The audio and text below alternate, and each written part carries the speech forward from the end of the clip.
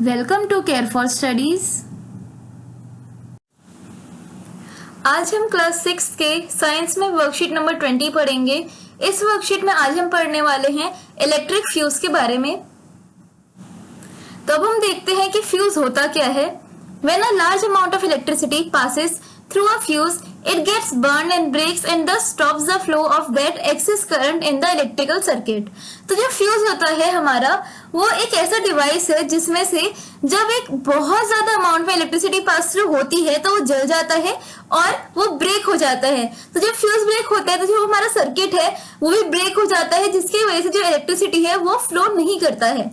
Thus, excess current will not reach up to the electrical equipment like fan, TV, washing machine, and these will be safe from excess electric current। अभी जो excessive जो current आ रहा था, ये जो excess current था wires के अंदर, वो जो है वो अप्लायंसेस तक नहीं पहुंचता, क्योंकि जो बीच में फ्यूज होता है वो ब्रेक हो जाता है और टूट जाता है, जिसकी वजह से ये जो एक्स्ट्रा इलेक्ट्रिसिटी है ये जो हमारे फैन है, टीवी है, वॉशिंग मशीन है, इन सब इक्विपमेंट तक नहीं पहुंचती, जिसकी वजह से ये सेफ रहते हैं इलेक्ट्रिक करंट से। नेक्स्ट है the fuse wire is made up of a very thin metallic wire and acts as a safety device for electrical equipment from excess current.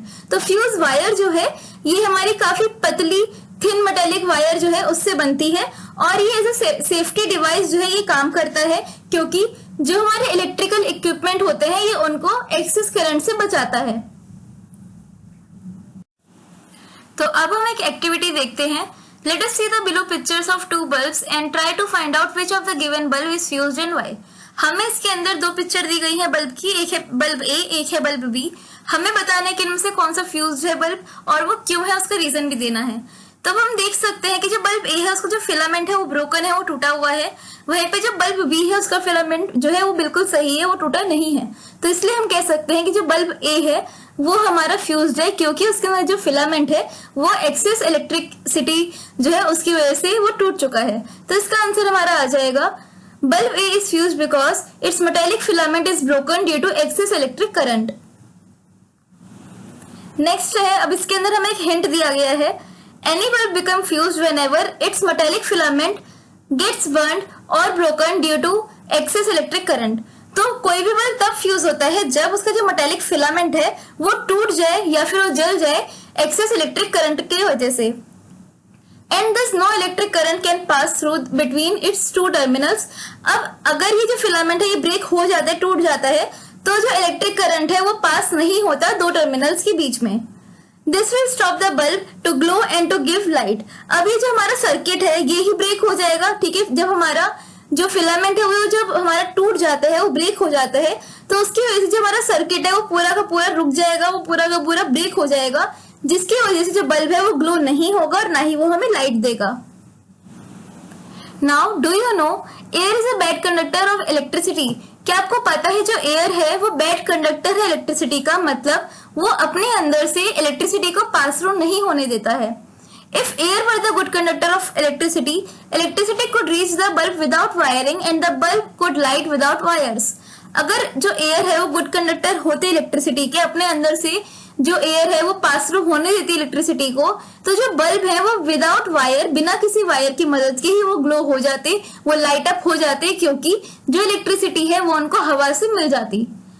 Next, moreover the electricity running through wires could scatter all around the wire and then it might be dangerous।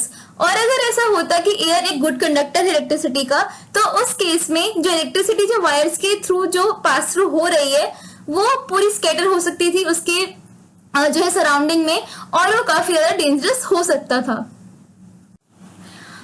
अब हम इस worksheet के कुछ question answers देखते हैं, ठीक है। तो फर्स्ट क्वेश्चन है मैच द फॉलोइंग, इसके अंदर हमें मैचिंग करनी है। तो हम देखते हैं फर्स्ट पार्ट, वो है स्विच। तो स्विच एक ऐसा डिवाइस है जो सर्किट को या तो ब्रेक करता है या तो कंप्लीट करता है, तो इसलिए इसका जो आंसर है वो आ जाएगा 6 पॉइंट, दैट इट इधर ब्रेक और कंप्लीट।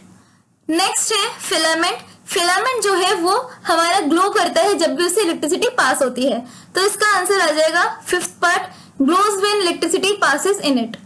नेक्स्ट है इंसुलेटर।